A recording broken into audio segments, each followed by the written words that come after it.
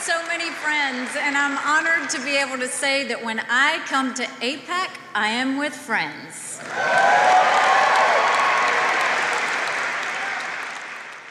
C'est un événement majeur dans la vie politique américaine, l'AIPAC. Oui, c'est un événement majeur, en tout cas un événement pour beaucoup d'annonces. La conférence et le lobby lui-même ont pris de plus en plus d'importance au fur et à mesure des années, avec près de 20 000 participants présents cette semaine sur les 200 000 adhérents au plus influent lobby juif américain. L'AIPAC se veut la voix de la communauté ici, même si politiquement ce n'est pas le seul. Comme c'est arrivé à de nombreuses reprises dans le passé, plusieurs signes indiquent que le régime se prépare à utiliser des armes chimiques pour mettre un terme au siège d'Idlib.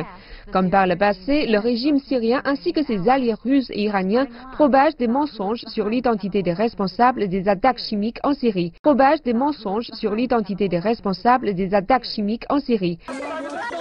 En août 2013, l'opinion publique internationale est de nouveau saisie par d'autres images.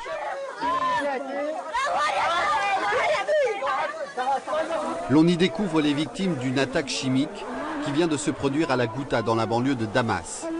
On parle de centaines de morts. La condamnation est unanime. L'utilisation de l'arme chimique a toujours été pour les dirigeants occidentaux une ligne rouge à ne pas franchir. Le mois suivant l'attaque, un rapport d'enquête de l'ONU confirme ces doutes. Les Nations Unies ont acquis la conviction que des armes chimiques ont été utilisées contre des civils, y compris des enfants, mais le rapport n'établit aucune responsabilité en particulier. 6 mois plus tard, une autre étude est publiée par 2 membres du MIT de Boston. Elle démontre scientifiquement que les tirs de roquettes porteuses de gaz sarin sont partis des zones rebelles, sans conclure, là non plus, sur l'identité des auteurs de ces tirs. Leurs arguments sont sans fondement, c'est ce qu'on appelle de fausses nouvelles. Le 5 février 2003, Colin Powell, fiole à la main, vient présenter au monde les preuves américaines contre Saddam Hussein. Leurs arguments sont sans fondement, c'est ce qu'on appelle de fausses nouvelles. Aucune arme de destruction massive ne sera jamais retrouvée. From a 15-year-old Kuwaiti girl. The claim is she cannot be identified for fear of reprisals. While I was there, I saw the Iraqi soldiers come into the hospital with guns. They took the babies out of the incubators. And left the children to die on the cold floor. C'est ce qu'on appelle de fausses nouvelles.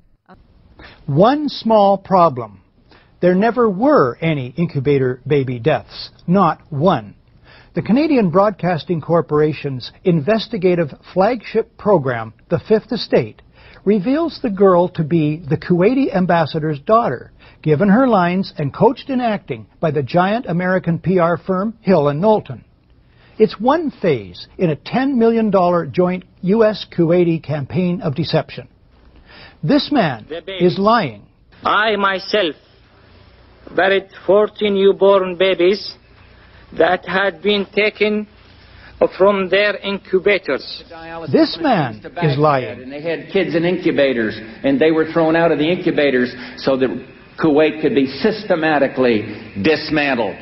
There were a lot of people who participated in a conspiracy. Yes, an out-and-out conspiracy of fake organizations, false documents, fraud, and disinformation. C'est ce qu'on appelle de fausses nouvelles. The U.S. public is outraged. The result? Support for land war zooms. It's a turning point. Desert Storm is launched. 135,000 Iraqis are killed. An estimated 1 million Iraqis, many of them children and old people, then die as a result of 10 years of sanctions. De nombreuses voix prétendent qu'une arme chimique va être utilisée. Comment peut-on tirer ces conclusions et comment peut-on savoir que cela pourrait arriver?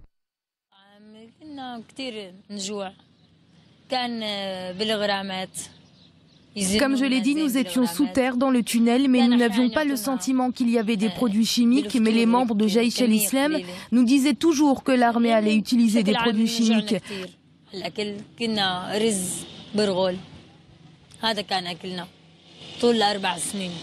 Ne te soucie pas de toi, ils vont te tuer, mais on ne sentait rien. Nous avons senti que la situation était normale, nous n'avons senti aucune arme chimique.